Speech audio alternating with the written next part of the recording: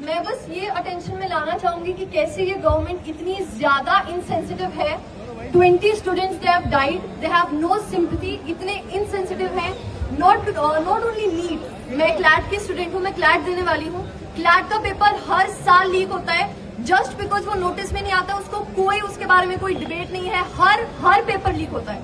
Not because of that students के साथ गलत कर रहे हैं, साथ में टीचर्स के साथ गलत कर रहे हैं, टीचर्स का वर्कलोड कम कर रहे हैं। जानबूझ के कह रहे हैं कि 40% जो स्टूडेंट्स हैं वो ऑनलाइन पढ़ेंगे ताकि टीचर्स का वर्कलोड खत्म हो जाए और वो उनको हटा दें।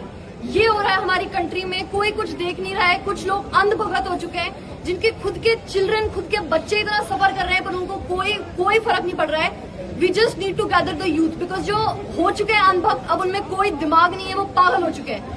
ये गवर्नमेंट ने कुछ माइंड्स को टारगेट कर लिया, उनको ट्रैप कर लिया है। जो बचे हुए दिमाग हैं, they need to come here, उनको आना पड़ेगा, उनको हमें मोबिलाइज करना पड़ेगा। बिकॉज जो हो रहा है टीचर्स के साथ, स्टूडेंट्स के साथ, एजुकेशन बेस है, उसके साथ बिल्कुल रिग्ड हो चुका है वो system. I think we need to work on this, the government needs to work on this. बिल्कुल।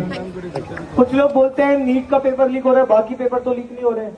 उनके लिए सिर्फ इतनी चीज बोलूंगा, पेपर लीक हो रहे हैं जिनके बारे में हमें पता पड़ रहा है। जिनके बारे में हमें पता नहीं है, इसका मतलब ये मत समझना कि वो पेपर लीक नहीं हो रहे हैं। उनके बारे में बस आपको जानकारी नहीं मिल रही है। पेपर लीक इस देश में बहुत सारे हो रहे हैं।